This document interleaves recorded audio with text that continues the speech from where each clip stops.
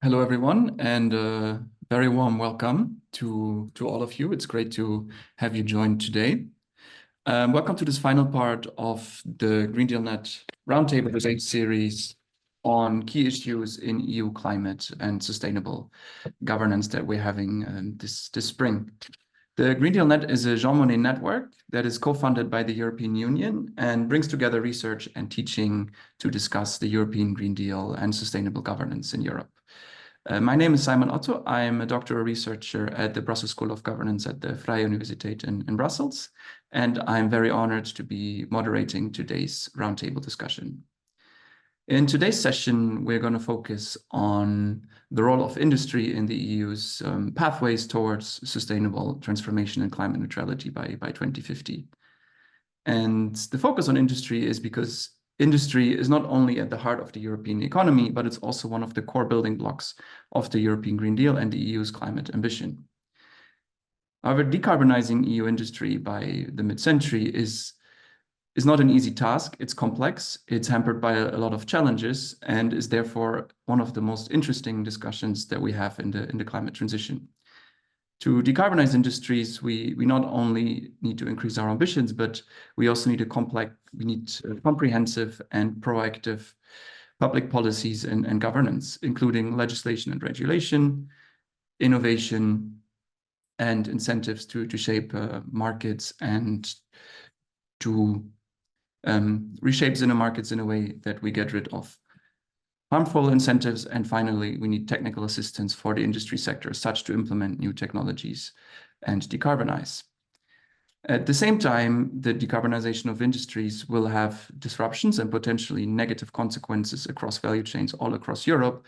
And therefore, it's important that these need to be addressed and that, regions and communities and companies negatively impacted by the transitions are supported in order to ensure a just transition for everyone.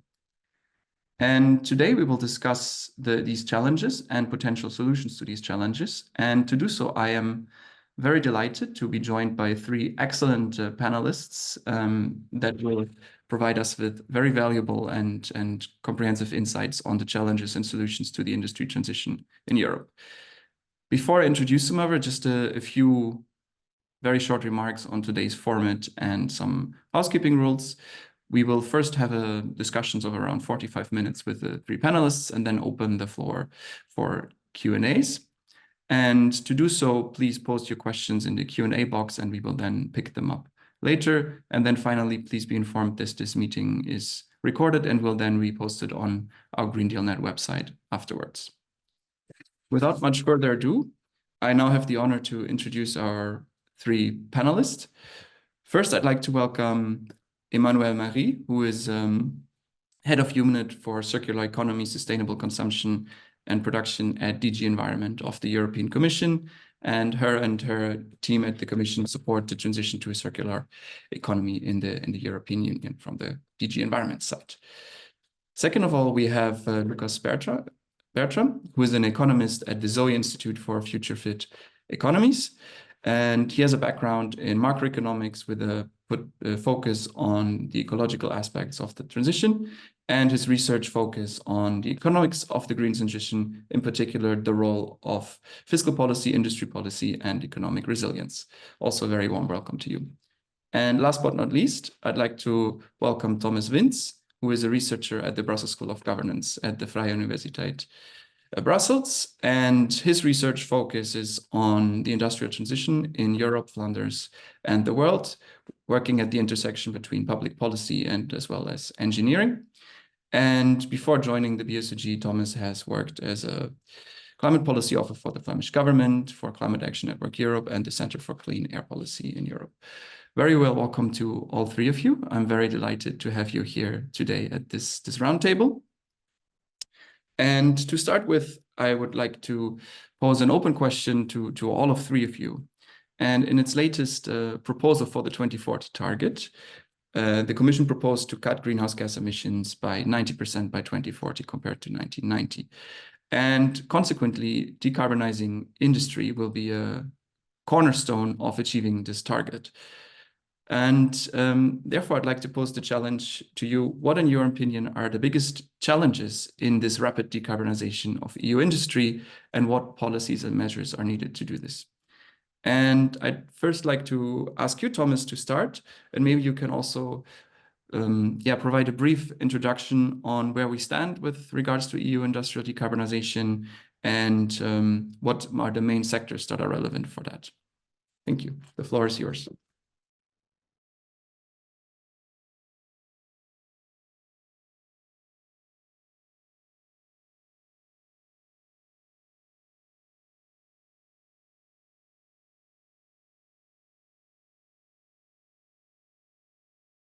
Thomas, you're still muted? Okay, sorry, I had just a slight internet delay. So at 2040 minus 90%, I think it's a tremendous challenge. It's basically a bit more than 15 years from today. If we look at the current state of industry in the EU, on the one hand, industry is one of the sectors that has reduced emissions the most. We're now talking about reductions of 30% or even more under the current economic circumstances. But moving from that to 90% is a huge step. One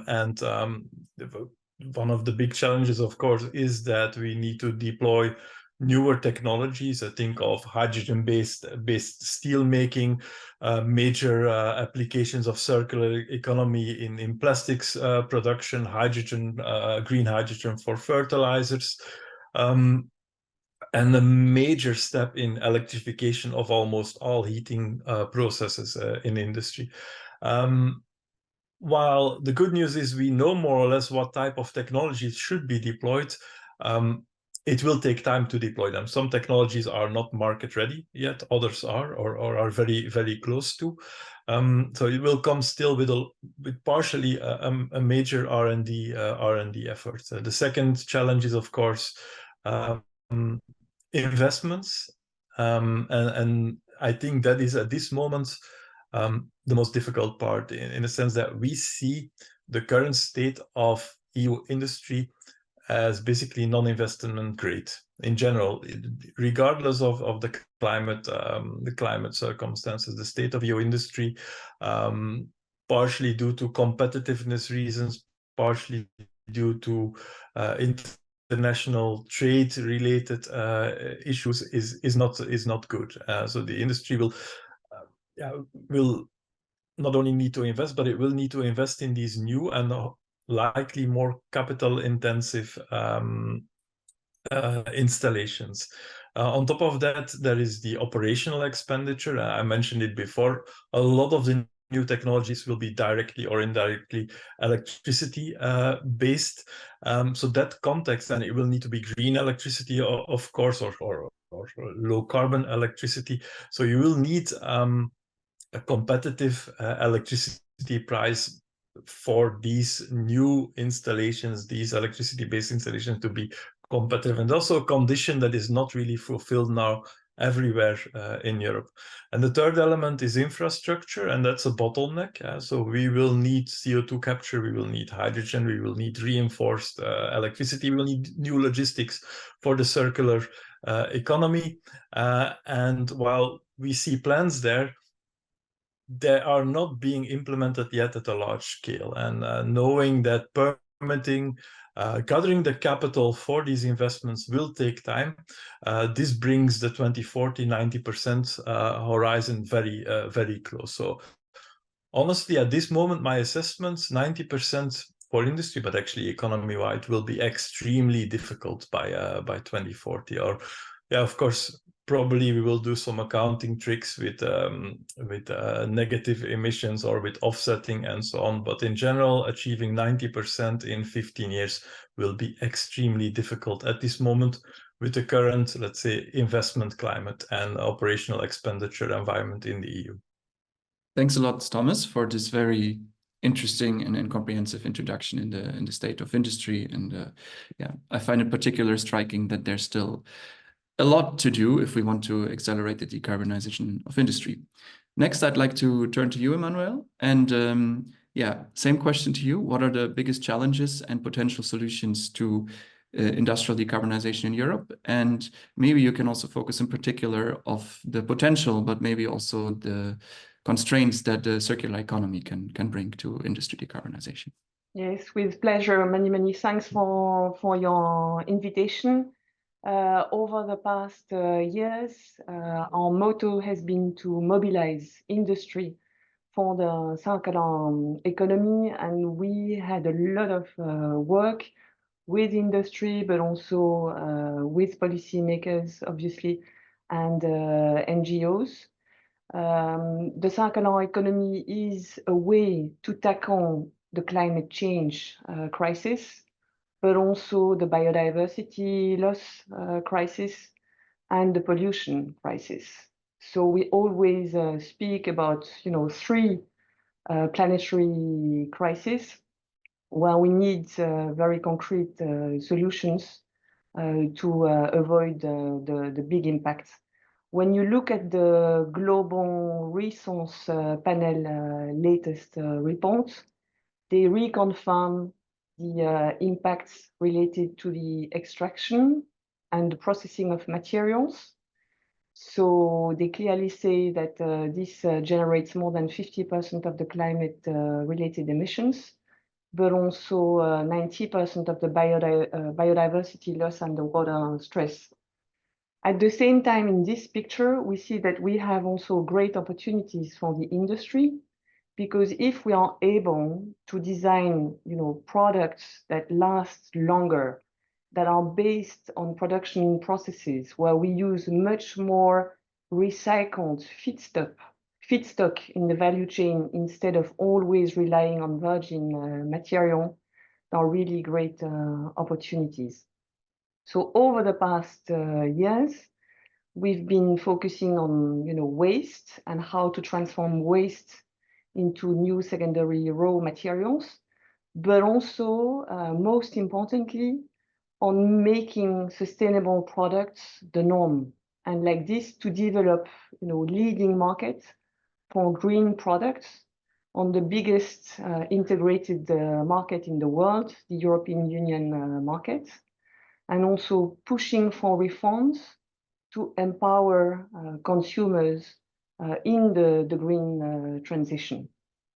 So, for example, by making sure that green claims are really solid and that the consumer can play its full role to give the advantage to companies who are really making voluntary green claims. So in terms of challenges, as we see them now for the industry, but also for us, for public authorities, it will be on the implementation of the key reforms that have been decided over the past years. So we need to transform, the eco-design for sustainable product regulation into concrete opportunities. We need to make a reality of the revised industrial emissions directive. We need to use all the excellent work done by the industry on different pathways to make it happen.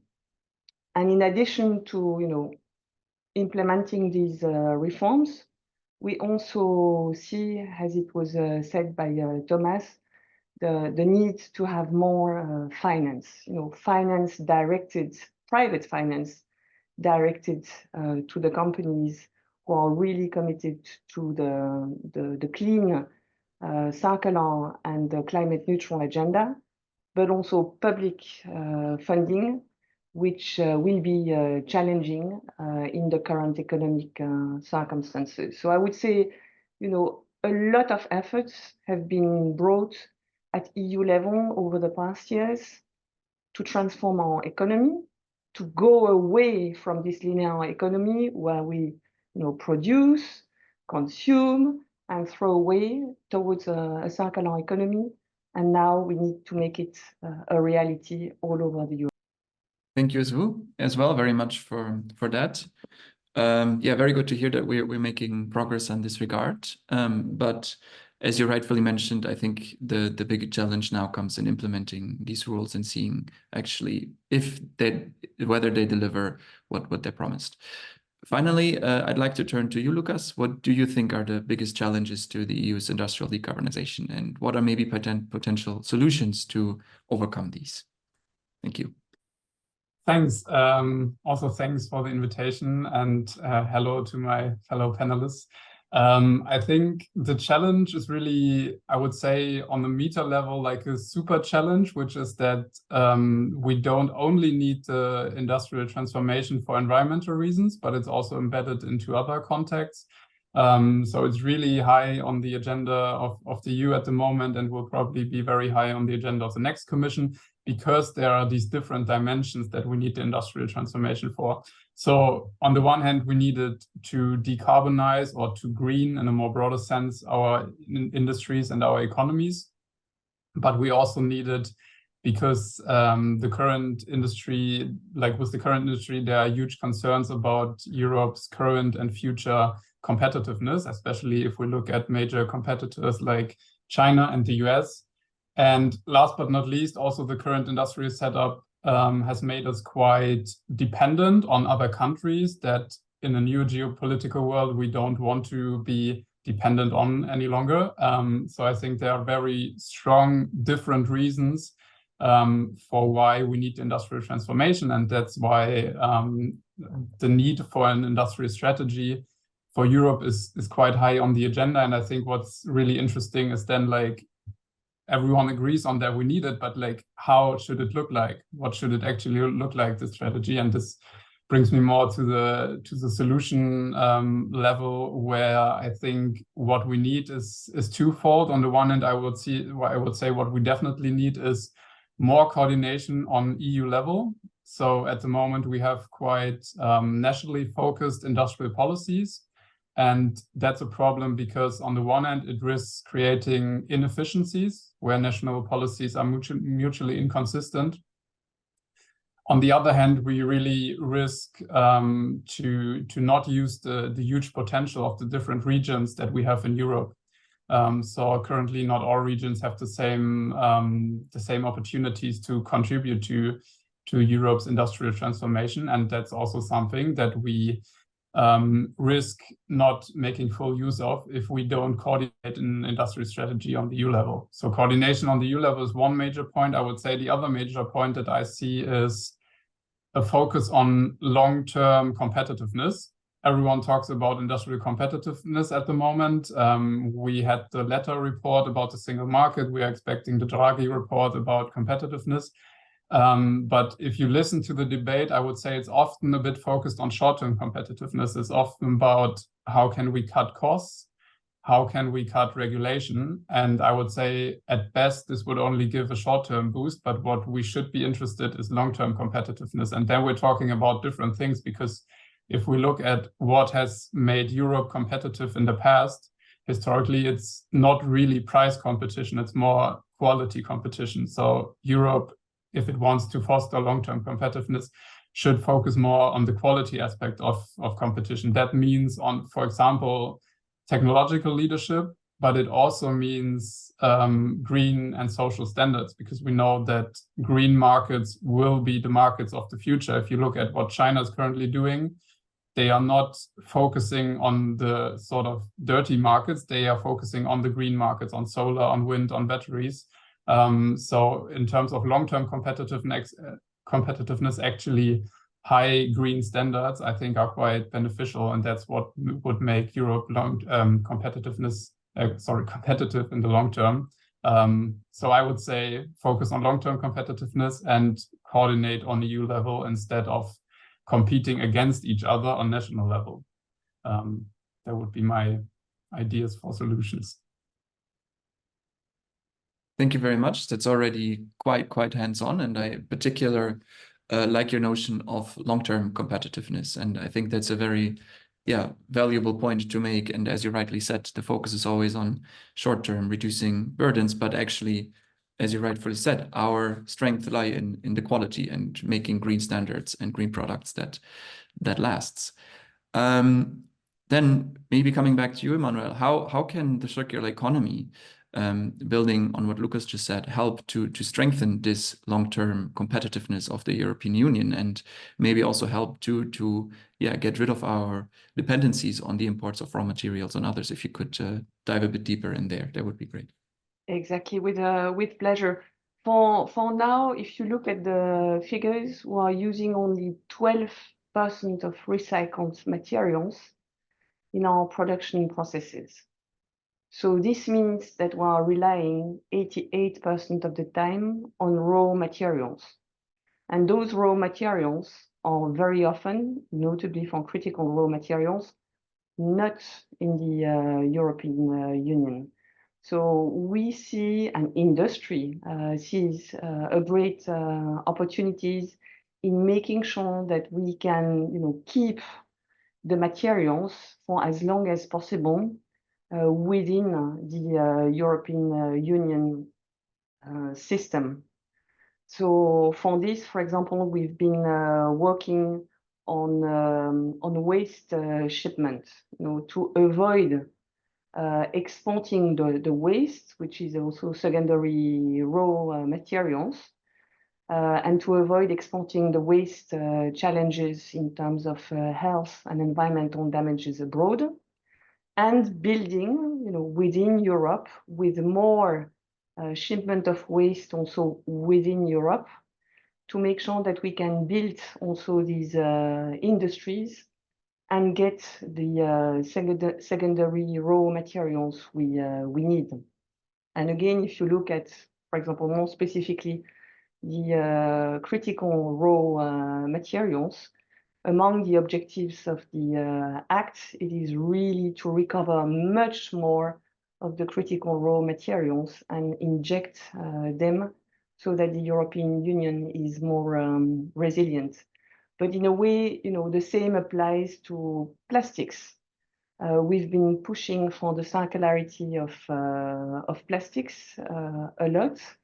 Again, with a specific legislation like on packaging and packaging waste regulation, but also in the context of the single-use plastics directive, putting standards so that there is also a market for the recycling. So if you have, by 2025, an obligation to have 25% of recycled plastics in bottles and more in other applications, then automatically you incentivize these circularity, and you reduce the need for more fossil fuel, which is also fully in line with the climate agenda.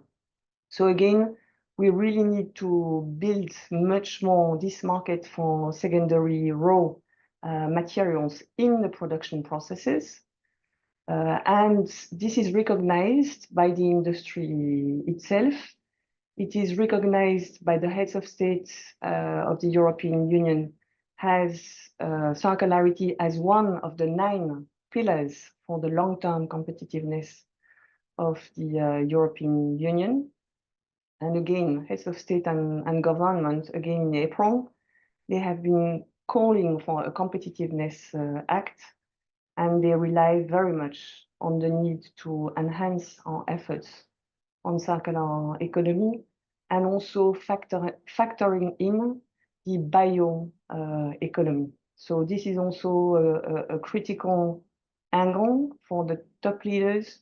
How do we make sure that we use, sustainable biomass in our production processes, so that we also use this feedstock to decarbonize our value chains.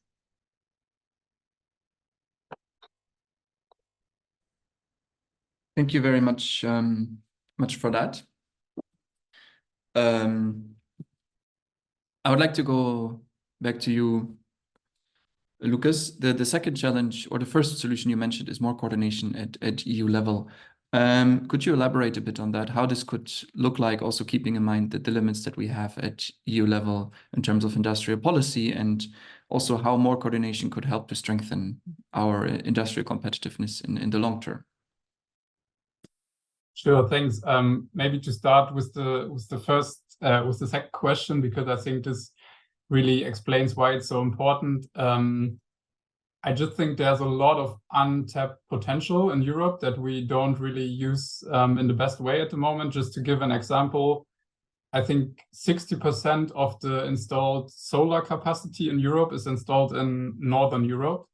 I live in Germany, which I would rather consider Northern than Southern Europe. And I have to say, we don't exactly have most of the sunshine in Europe. And I think it's definitely not the best strategy to have most of that in Northern Europe. We should have it in Southern Europe, where there's more sun. Similarly, there are many estimations about potential cost savings if we would have more energy-intensive industries in Southern Europe instead of Northern Europe, where we have more capacity for solar and therefore lower energy prices, which Thomas already mentioned as an important factor of competitiveness.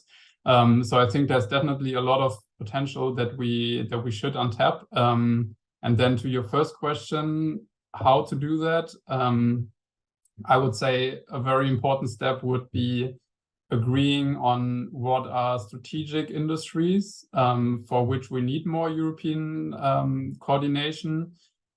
The Net Zero Industry Act, for example, has already defined some of the net zero industries. So it shows that the Commission can definitely do that as a first step to identify industries. And I think the Net Zero Industry Act is a very important first step. But for example, what it does not do is provide an answer to this question of dependencies and strategic autonomy that we want to achieve in the EU. So I think we could have an even broader definition of what are strategic industries, where the EU has a strategic interest for that to be located in Europe and for that to have more European coordination to untap these regional potentials that I just mentioned.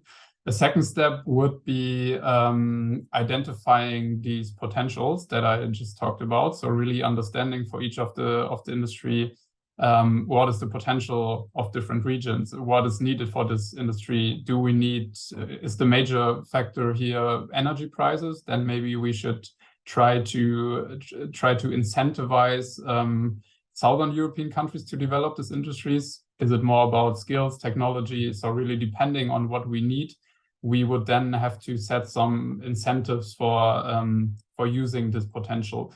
Of course, it then also needs policies to actually implement that. And as you rightly said, we have to consider what the EU can actually do. But for example, what it does have as a stick, I would say, towards member states is the state aid rules. So the EU can enforce which amount of subsidies member states can give to their industries. And that would be one avenue, for example, to harmonize that more with a coordinated European approach.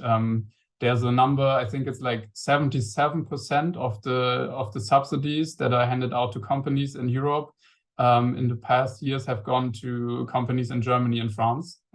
So 2 out of 27 member states. So that's for sure not really what we would envision under using the potential of all regions. So there would be one example of what the EU could do.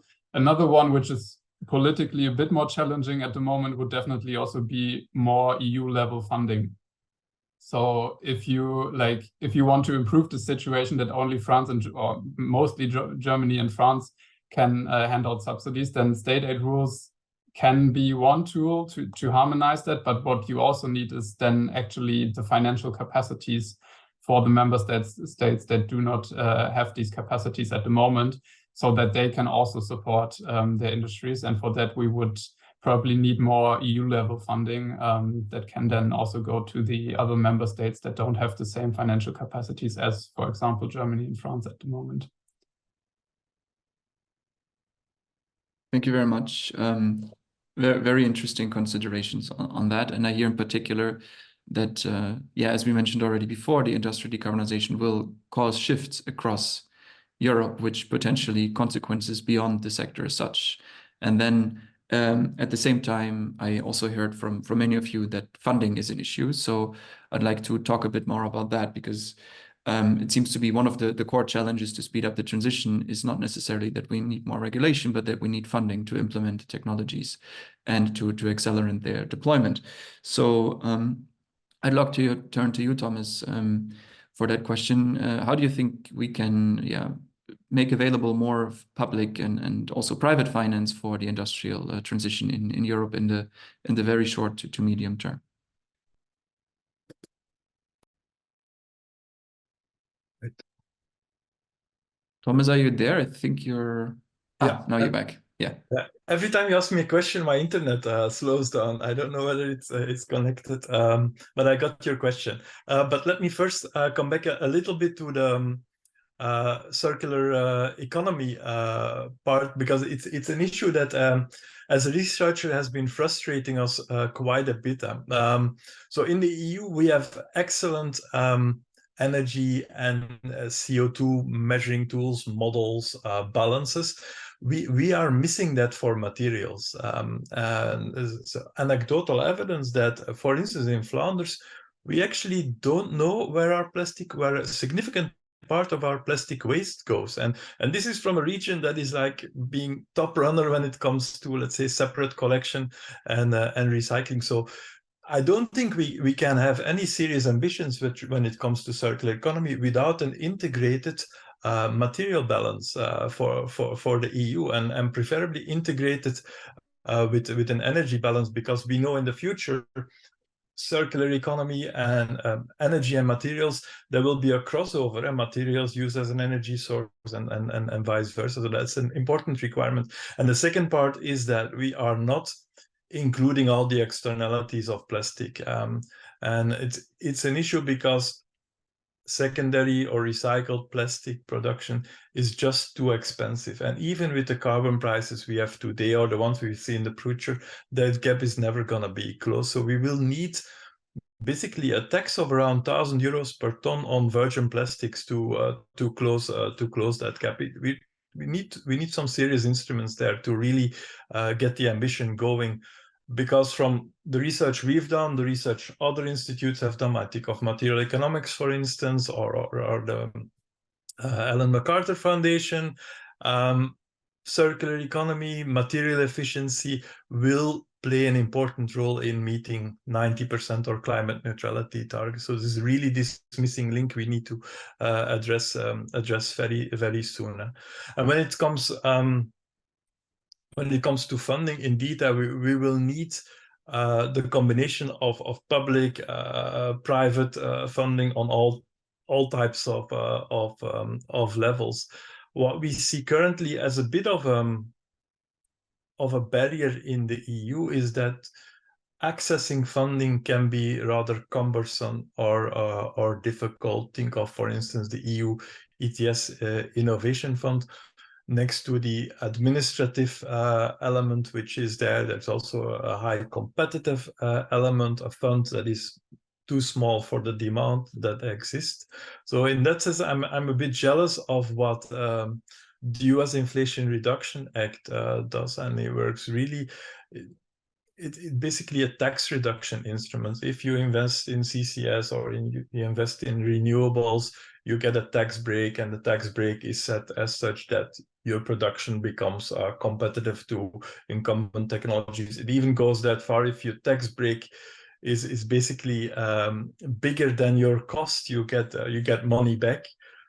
So it's a very simple instrument, extremely powerful, and we see the impact of that instrument already trickling down to major investments in the US. And so for private companies, having an interface that is that clear, that simple, is a major attractor. And this is an issue for Europe, where fiscal instruments are hard to coordinate. You need still unanimity in the council to get an agreement on very small changes. Even small instrument like harmonization of energy taxation, and it's really marginal compared to what we actually need to do, takes so long, and we still haven't got the final agreement there. So the major weapon of fiscal instruments we're not using fully due to the institutional arrangements we have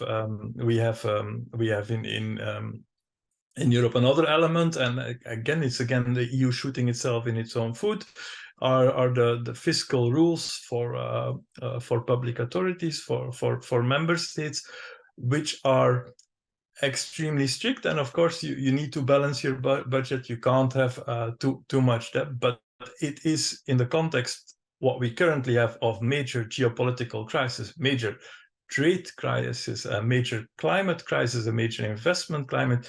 It's basically the worst thing you can do is restrict governments in funding the transition. And I think this new fiscal arrangement needs to get some opening for member states to invest into core issues that are important for the European Union.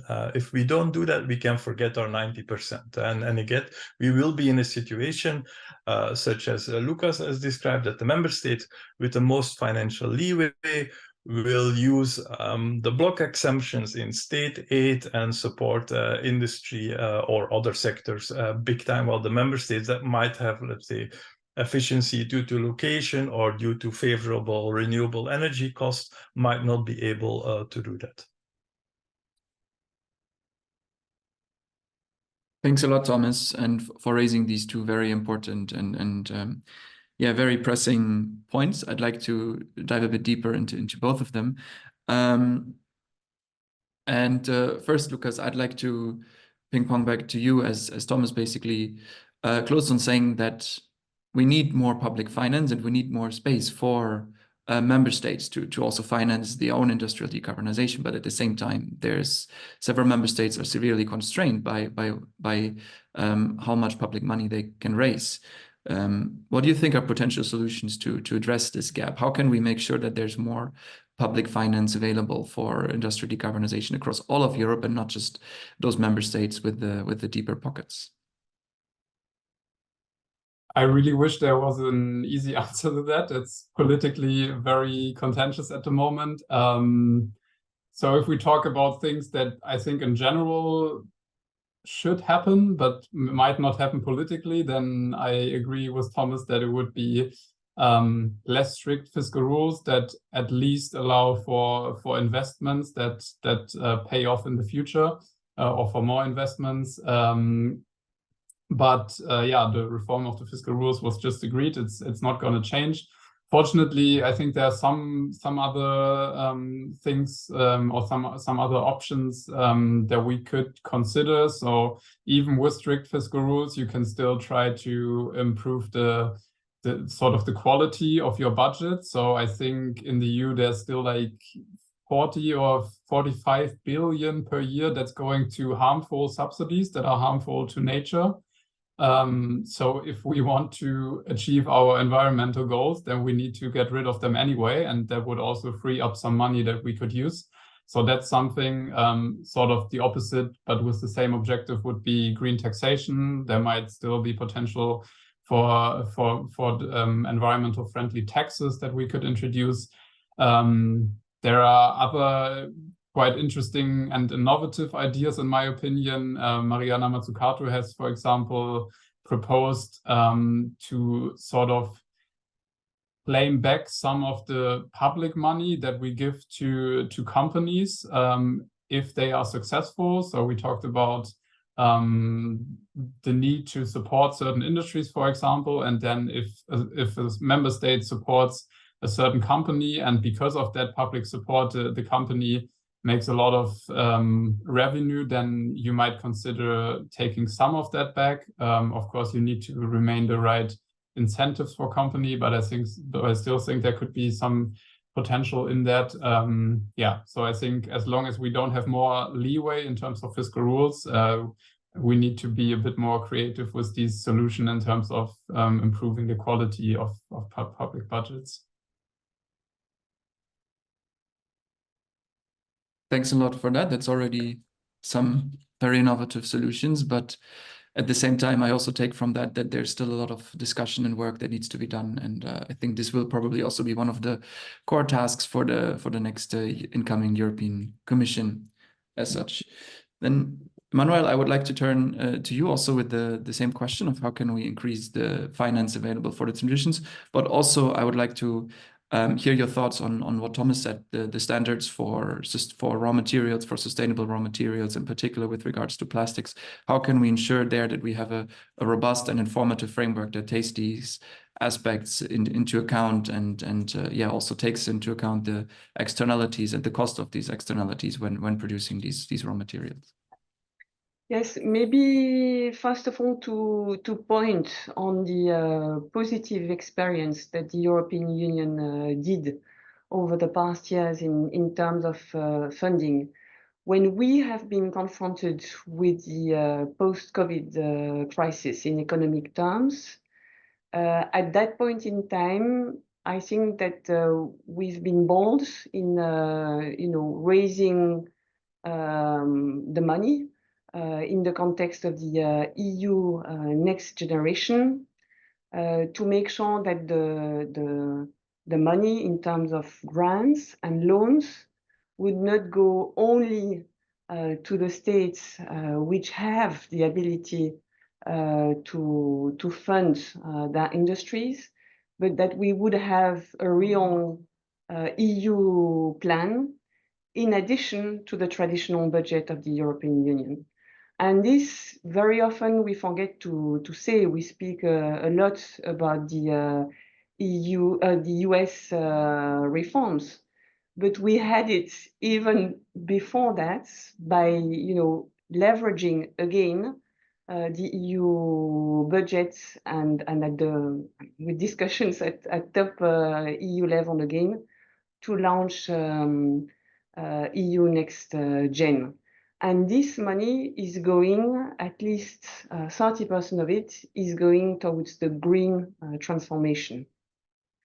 With, I would say, a rather easy structure for states to capture those benefits for the green transition. We had also goals for the digital transition, which is also another enabler for competitiveness. So while I very much share what Lucas is saying in terms of state aids, that the ones who have more firing powers use it, and what else? But I'd like also to emphasize this big EU endeavor to make sure that billions were made and are now, as we speak, are available for industries. Now, for the future, I think that the long-term budget of the European Union will be key.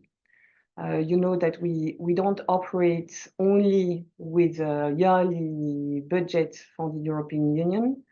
We do this over a long period of times, traditionally 7 years, and we will get the opportunity to design the next financing period beyond 2027. So a lot of debate will take place in that context to see if we're going to keep the same type of public funding allocated to different programs. So there I also see an opportunity for the future to fund the green transition. On taxation, I very much share the thoughts of panelists. Given the institutional structure of the European Union, the EU it doesn't have a competence on taxation, or if it has, it needs to exercise it by unanimity, and it's extremely difficult to have systems which gives us the right incentives on either taxing, virgin materials, the externalities, or in doing also a number of rebates. So we've been working around the system, for example, by creating the plastic own resources for the EU budget, whereby member states are obliged to fund the European Union budget on the basis of the non-recycled plastics across the EU. Or we are working in having recycled content, regulatory measures, because we're using this as an incentive towards more circularity. So if there is a big outcry from the industry to have more powers at EU level on taxation, obviously this would give us more leverage, but we live in a union which is based on a treaty, and it's not always easy to do everything we would like to do in terms of incentives. On more, the plastics, there we've been also trying to enhance the knowledge base on the critical value chain for the circular economy, also with more data from the European Environmental Agency. So I would need to be better connected to Thomas to see, where there is room for improvements and for more knowledge. I'm sure that we can always do better on many things. Thank you.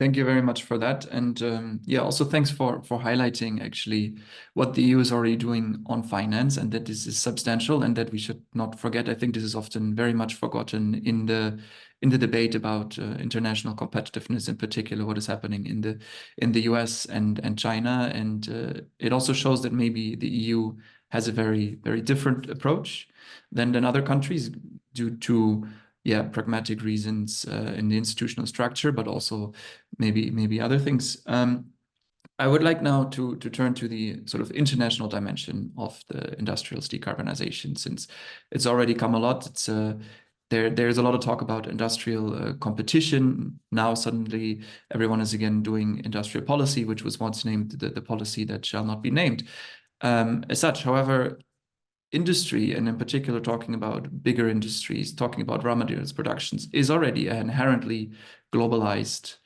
and very internationally driven industry. So the question is here, since we're speaking about international competitiveness, what can the EU sort of do to ease this competitiveness? We've already talked that the EU needs to enhance its own strategic autonomy. It needs to enhance its resilience by reducing its interdependencies.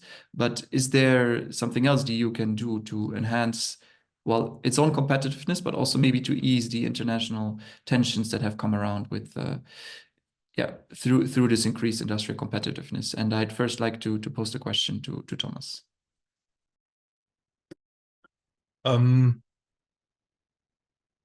I think, of course, in general, we must expect from international partners that they obey standard basic rules, such as the ones that have been agreed on the WTO, and such as let's say excessive subsidies and state aid, part of which we see in China, used to let's say take over part of European industrial value chains is an issue, and we should respond to that. So in the past, we've seen that European industrial capacity reduced following a crisis, 2008, 2010 crisis, the current crisis, we see that too. And we see that reduction in production capacity never comes back and is taken over by third countries, who for instance, through subsidies or generous support, made their industries weather the crisis better. So that's definitely something to keep an eye on. The other part is, I think, and as we mentioned a few times before, is the focus on value chains. Is we need to make sure that it's not about the steel plant we need to protect. It's about the whole ecosystem and the value chain around it, and a value chain which is also important for the green transition. So by creating new markets for renewable renewable energy, batteries, electric vehicles, and so on, and making sure that these value chains are interlinked and hopefully are European. We create instruments that bring about more resilience towards external events or excessive trade issues. And I think that is what the Net Zero Industry Act tries to do. The only issue there is that while the intention of the act is quite good, the instruments it uses or can use are fairly limited, and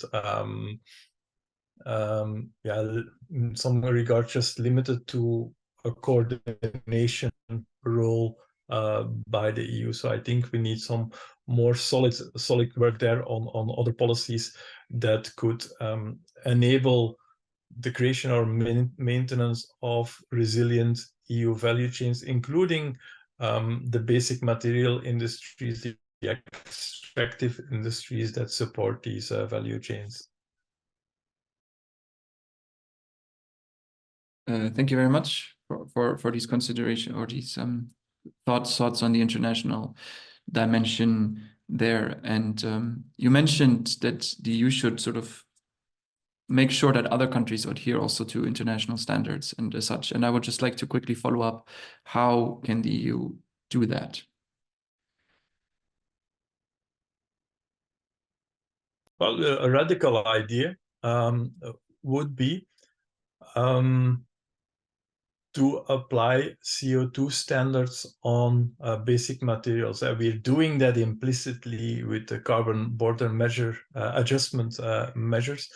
But in a sense, we could say that every ton of steel or plastic or whatever that is imported or even exported out of the EU must have, let's say, a maximum or a minimum CO2 footprint. It's something that is still controversial under WTO, but it is a standard that basically would deal with a lot of issues we currently face under the EU ETS. It applies on the basic material as such. While we currently set standards on, let's say, the energy efficiency of products, and we're going with new eco-design materials into the direction of embedded CO2 emissions. If we do that, there should also be a trade-related dimension to it. And of course, hopefully, we generate some kind of, some kind of Brussels effect with that type of standard being, let's say, copied by other major economies around the world. Thank you. That's indeed a very original and potentially effective idea. Let's hope that it will be picked up at some point, and then we'll have the intended effect.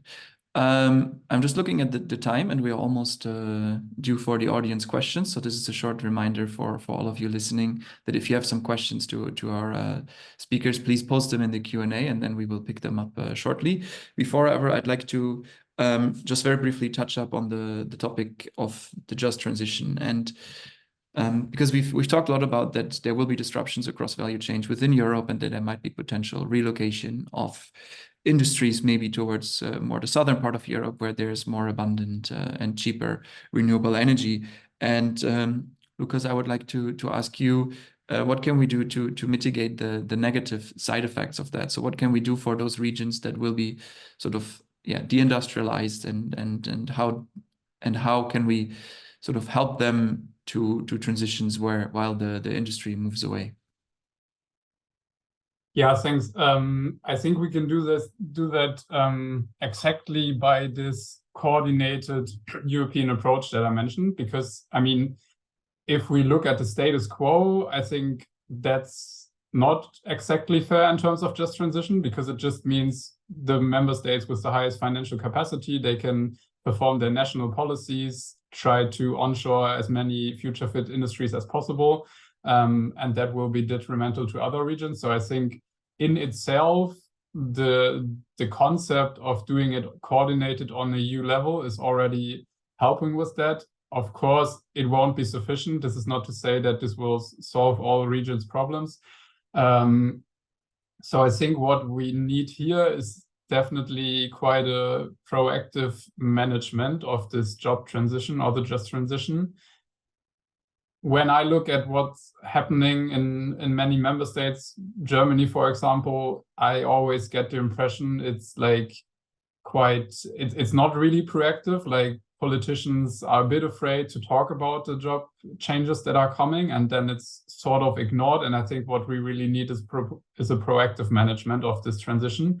So really looking at what are the industries in which there are jobs at risk, and then also looking what are like future fit industries that are similar to these industries. So in the best case, similar in terms of they require similar skills, and also they are maybe geographically quite close, and then actually offering the workers a perspective how to transition to these future fit industries. This might involve then training, for example.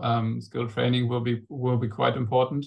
Yeah, and I think then also I would say another aspect might be holding the companies that we support with European industrial policy accountable for this dimension. So not just handing out the money, the subsidies to them without any conditionalities, but actually attaching social conditionalities, for example, for fair wages, good working conditions, but also job creation, so that companies that receive public money actually understand that they are on a mission to create future fit jobs for the people in the countries that we support.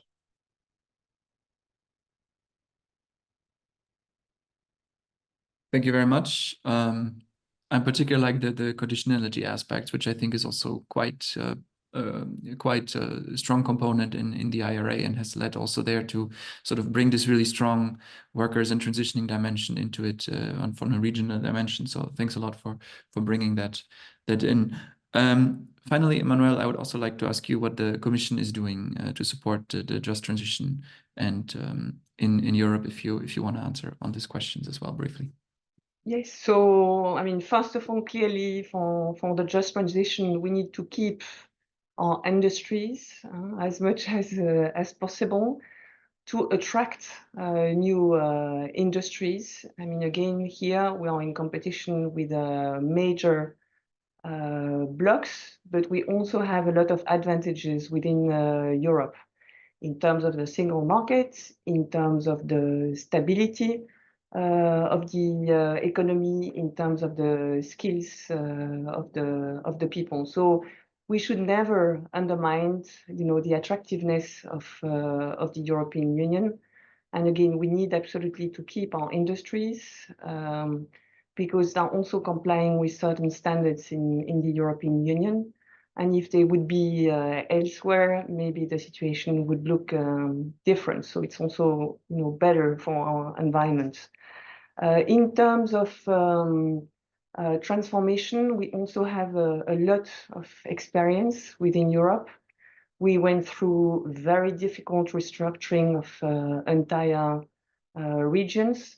That knowledge is with us. It is with policymakers at regional, local level, industrial players.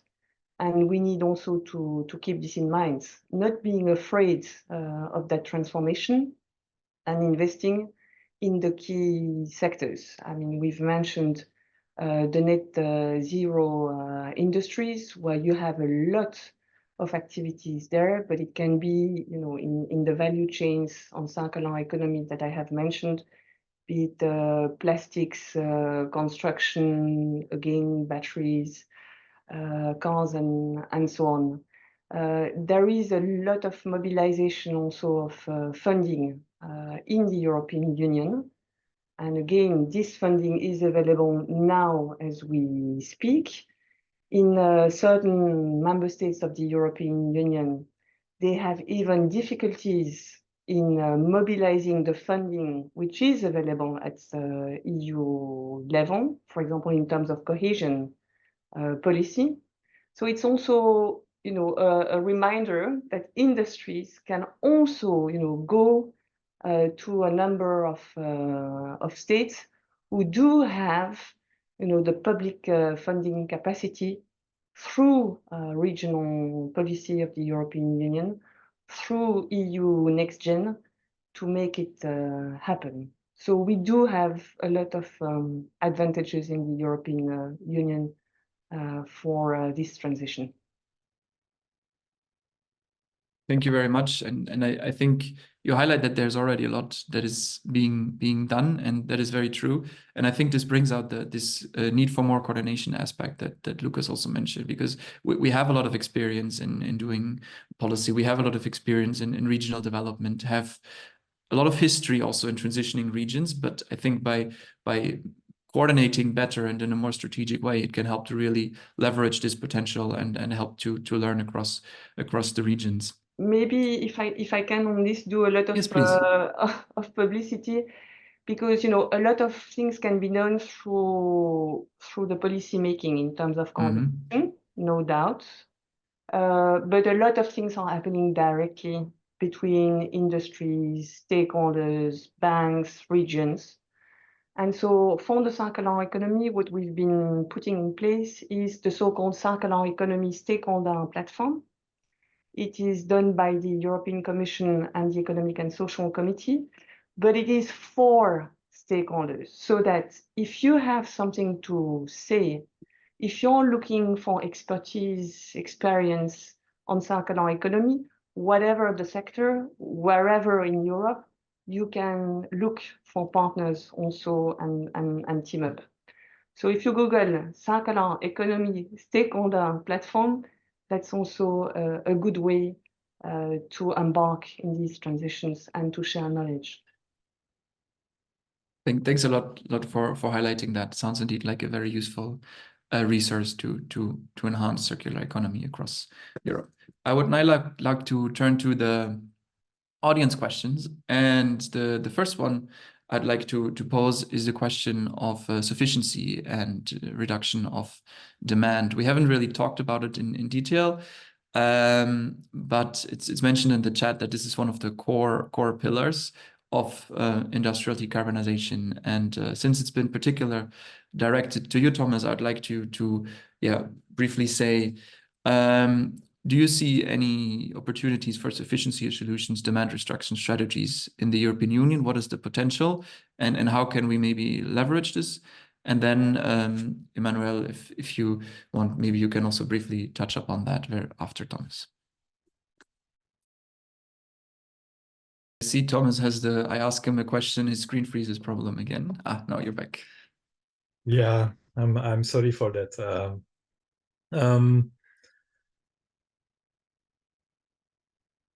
I think I don't use the term sufficiency myself, nor in papers or in public presentations. Tend to focus more on efficiency and how we can use materials more efficiently, and that is definitely a dimension that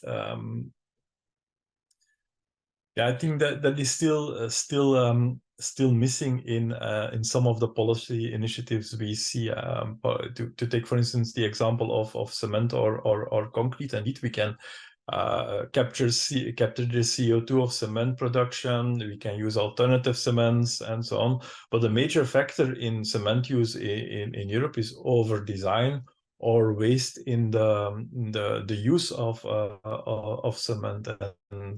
And therefore, we need to look at standards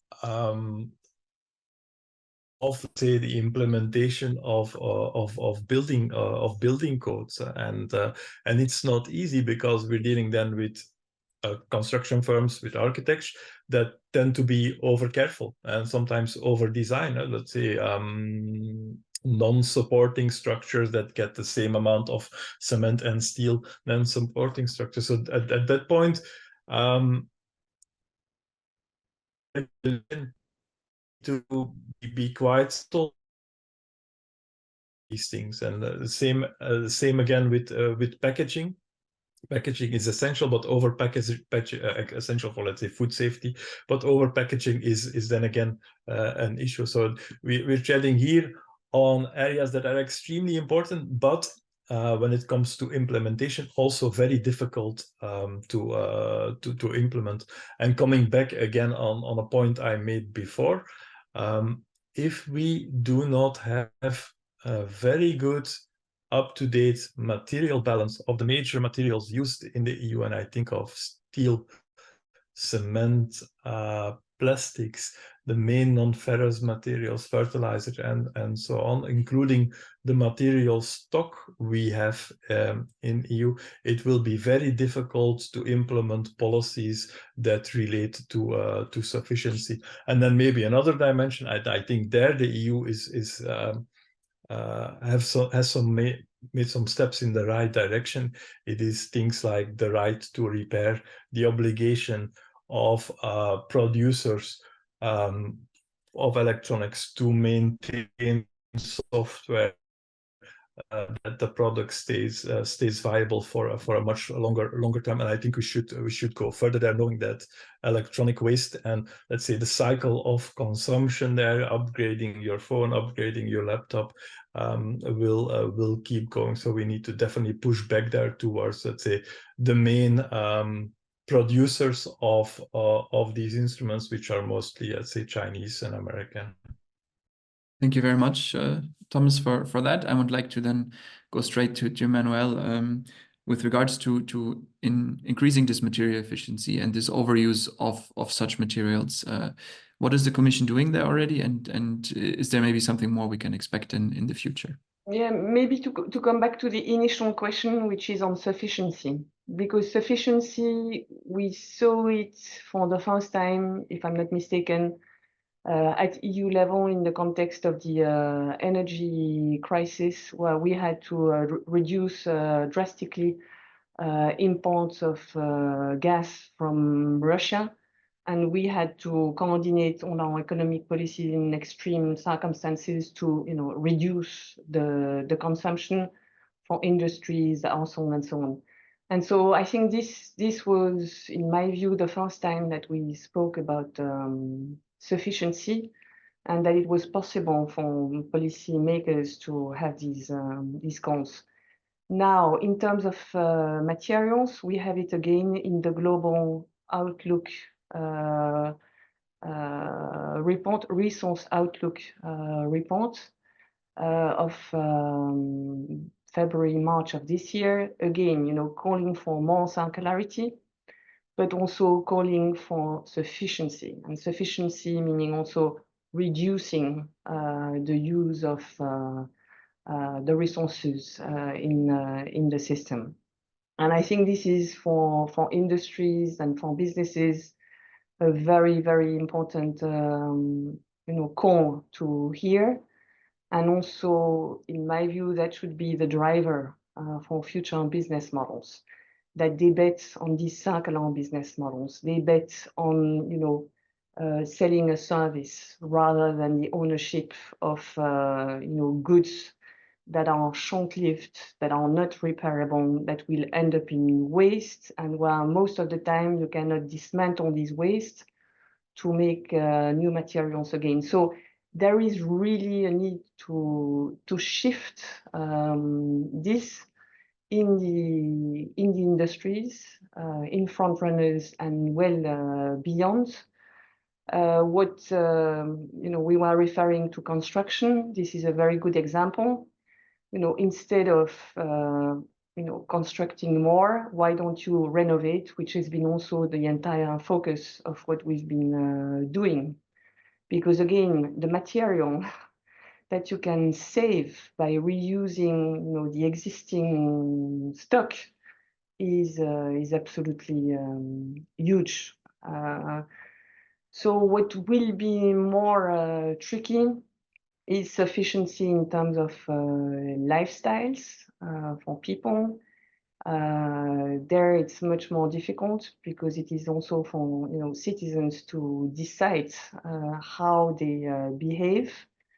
And so, you know, a diktat from the EU as to the lifestyles which need to be followed by citizens is problematic. This being said, we did not hesitate in the context of the 5 ans textile strategy, you know, to say fast fashion is out of fashion, and also having campaigns cautioning towards the impact of fast fashion or ultra fast fashion, and really pushing the consumers to be more mindful in terms of buying something they like for long, and keeping the emotional value instead of being driven by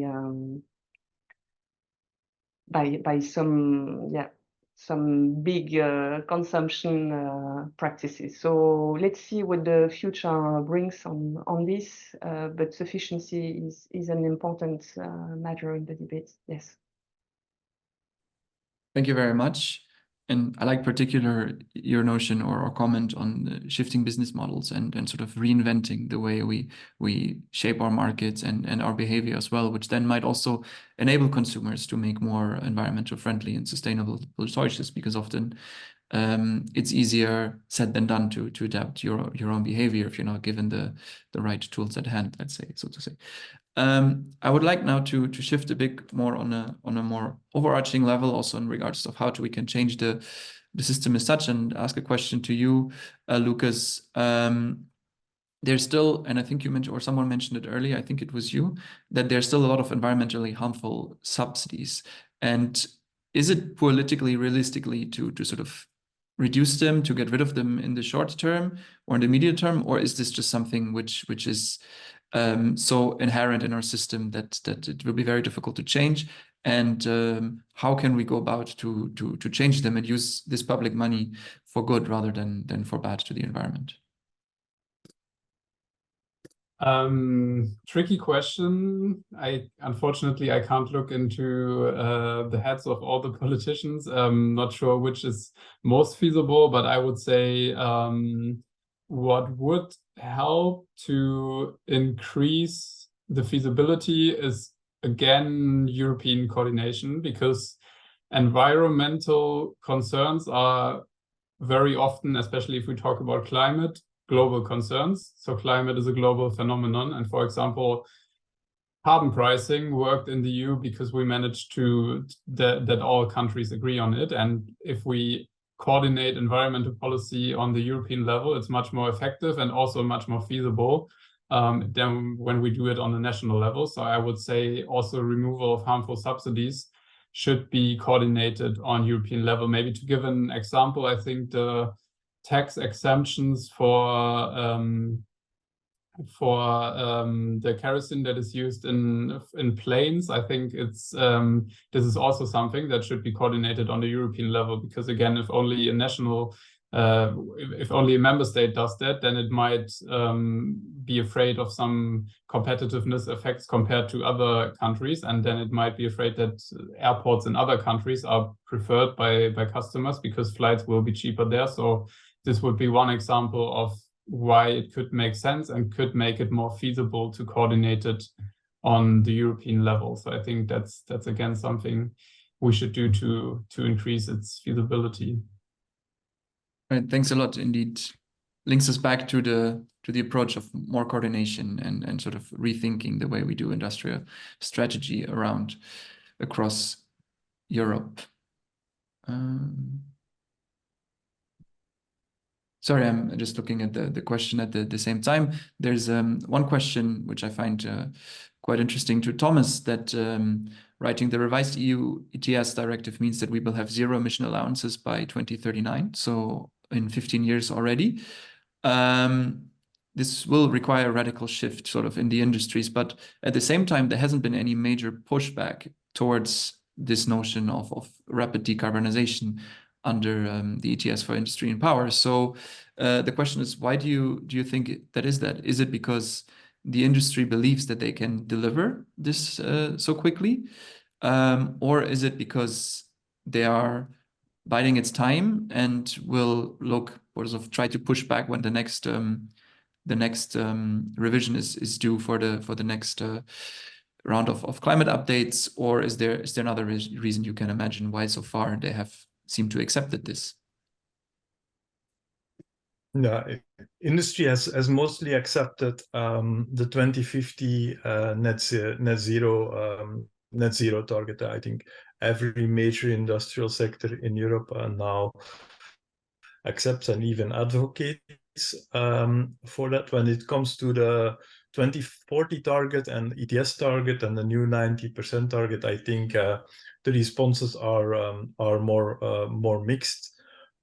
Of course, the new 90% target has not been, let's say, agreed upon yet. So I do expect, certainly with the new commission, new parliament, some major pushbacks on this. We also expect that, let's say, how should I call it? The political environment after June 2024 will be less conducive for ambitious climate policies for different reasons, including economic circumstances. So I do expect pushback there. And again, a reason to look more at what are the enabling conditions, the enabling policies for industry to achieve such ambitious goal than to focus solely on a target set 15 years in the future. I think we will need to see a shift there. And it's not only about implementation, it's really thinking about what is actually needed and what are the KPIs we need for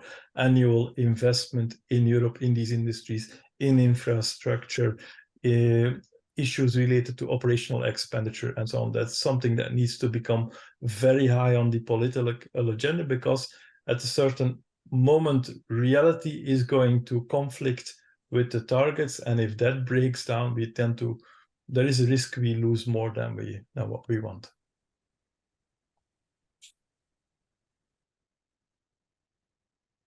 Thanks a lot. And I think, again, here, the notion is quite striking that we sort of need, again, an overarching strategy that looks at much more at all the complexities and interdependencies that industrial decarbonization brings along. Then looking just at the questions, and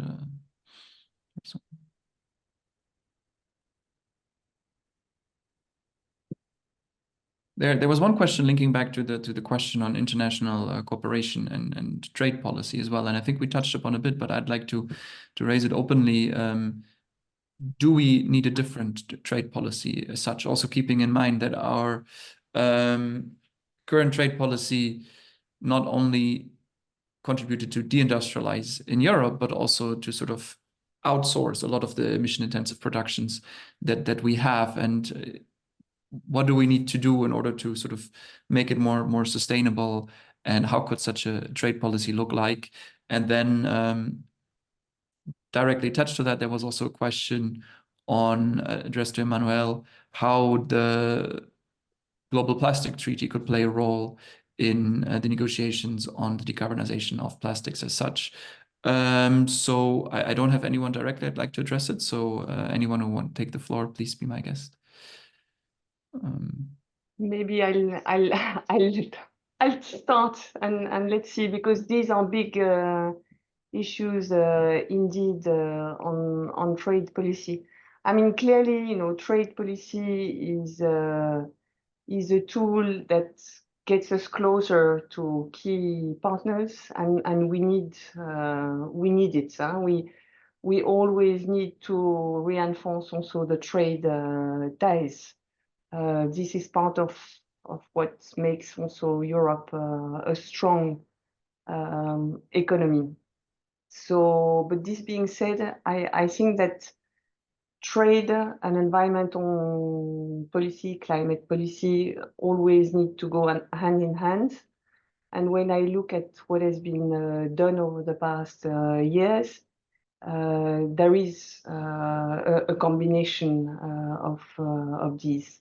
So we are mobilizing much more also the United Nations system to make sure that we have rules in place to help us go towards where we need to go. For example, the Basel Convention on the shipment of waste. There is a lot of work happening in this area. So it's not always, the trade agreement with a bilateral country only. It's a more global approach to trade and environment. And when I see also what is happening at WTO level, I mean, obviously the system is not super efficient, but there are ways also for the WTO to address much more the environmental dimension than in the past. And so in that context, a legally binding treaty on plastics is also part of that discussion. Again, for all countries around the world, they are confronted with the pollution challenge in a way much more than we are in Europe when you see the impacts, because we succeeded in having waste management systems in place in the European Union, and we have strong industries there to avoid the type of damages that we can see in certain areas of the world. And I think that a lot of countries have seen what the European Union also, could do together, because it's already, agreements of 27. And so, okay, if, the 27 member states can join up and act on plastics, it's also possible at global level to address the value chain of plastics, from the production, the design, to the waste management systems and the transformation there. But this conversation is also difficult these days. I think it's no secret that there are a lot of tensions, because we have tensions between countries in general, and this impacts also our negotiations. So there will be a lot of acceleration needed so that we can have a legally binding treaty which would set, basic rules of the game for all players. Again, also very much inspired by what we've been doing in the European Union. So I think it can help trying to get a level playing field, which is never easy at global level, but let's try. Great, thanks so much for your thoughts on that. Lucas, you've unmuted yourself as well, so I suppose you also want to answer the question.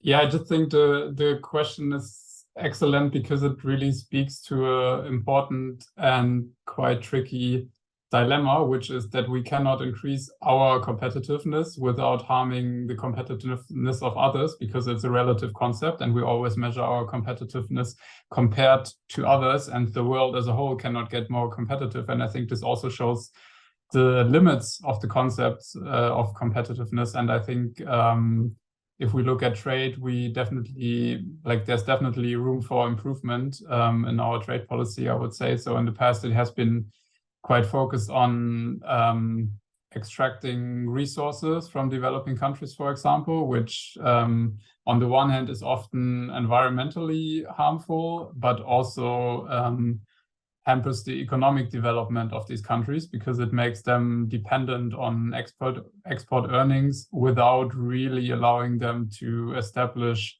the value chains that they would need for their economic development. So yeah, it is quite tricky, but I think we do need more international partnerships that are more mutually beneficial, and that also allow especially developing countries to promote their own economic development in a more meaningful sense. I think it's probably quite important to distinguish between developing countries and other countries, because if we look at the US and China, they are engaging in quite protectionist tendencies at the moment. So I guess that would require a different response than the trade policy that we need to have in terms of developing countries. So yeah, tricky question. I think it requires a really nuanced trade policy.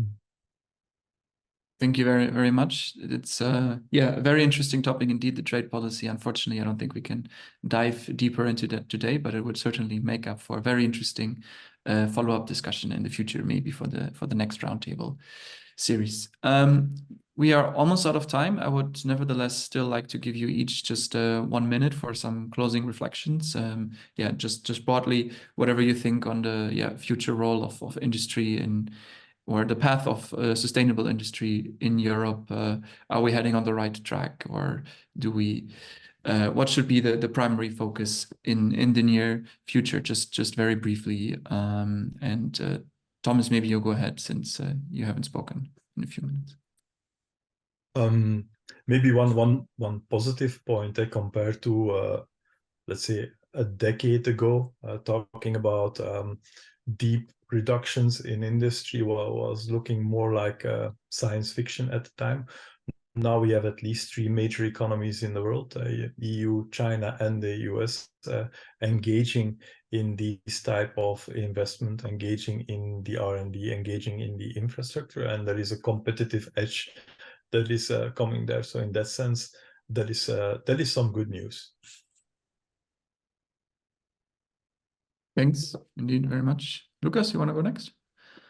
Yeah, I would also like to close with a rather optimistic note, which is, I think that at the moment it's easy to be pessimistic about the green agenda in Europe, especially if we look at election projections, for example, and like if we think about where the priorities of the EU could shift in the next years. But I think at the same time, it's very interesting to see that these priorities are interconnected, and I think there's always a chance to bring in the green ambitions and social ambitions and other ambitions into the other priorities that the EU has. So as I have mentioned in the beginning, in terms of competitiveness, there's certainly a case to make for why we can increase our competitiveness by using the potential of regions, by promoting green industries, and all these things would then also, like, for example, address the issue of strategic autonomy, for example. So I really think these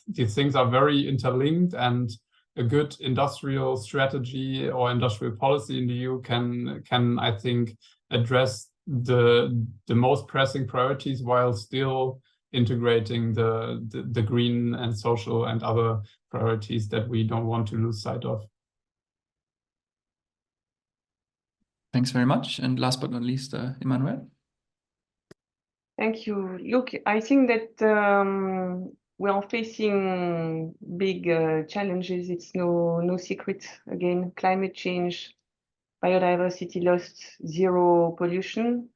And from my experience in working with industries, what I've seen is that industries are really very much aware of these challenges, and this is also a driver for action.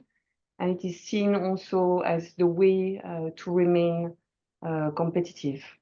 So it's not the time to pace, but it's really the time to make sure that we have a competitiveness agenda that links all the actors, the EU actors, the industries, the NGOs, to make sure that we implement and get the results we need.